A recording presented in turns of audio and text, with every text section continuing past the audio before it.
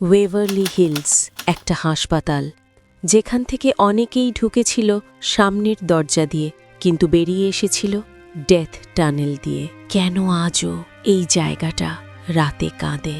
১৯৬১ সাল পর্যন্ত ওয়েভারলি হিলসে সবকিছুই চলছিল স্বাভাবিক নিয়মে। ততদিনে নতুন অ্যান্টিবায়োটিক এসে গেছে, যে চিকিৎসা পারত না সূর্যের অতি বেগুনি আলো, পারত না শরীরের অঙ্গ কেটে ফেলা।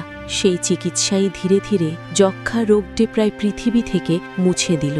কিন্তু দুর্ভাগ্য ওয়েভারলি হিলসের রোগীদের জন্য, কারণ অনেকেই হাসপাতালে ঢুকেছিল জীবিত অবস্থায় আর বেরিয়েছিল একটা অন্ধকার সরু টানেল দিয়ে, যার নাম আজও শুনলে গা শিউরে ওঠে, ডেথ টানেল।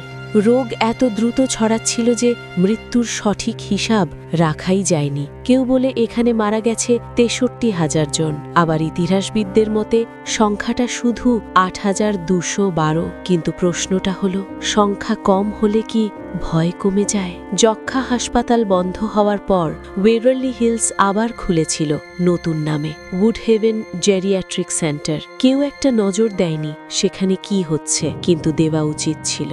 ১৯৮২ সালে সরকার নিজেই এই জায়গা বন্ধ করে দেয়, কারণ রোগীদের অবহেলা। এরপর প্রায় ২০ বছর ওয়েভারলি হিলস পড়েছিল পরিত্যক্ত, অথচ পুরোপুরি ফাঁকা ছিল না।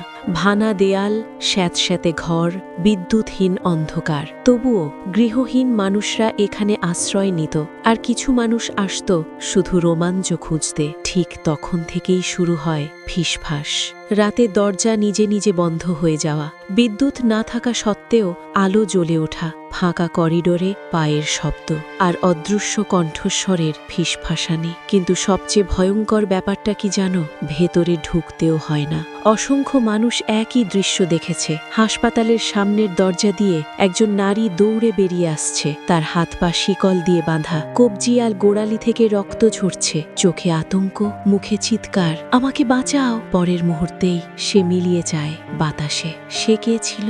যক্ষ্মার শিকার কোনো রোগী, নাকি এমন কেউ যার কাহিনী কখনো নথিভুক্তই হয়নি? পরের পার্টে জানা যাবে ওয়েভারলি হিলসের সেই নারী শুধু একটা ছায়া, নাকি তার পেছনে লুকিয়ে আছে এমন এক সত্য যেটা আজও হাসপাতালের দেয়ালে আঁচড় কাটে। তুমি কি জানতে চাও রাতে ওই দরজার সামনে দাঁড়ালে আসলে কি ঘটে?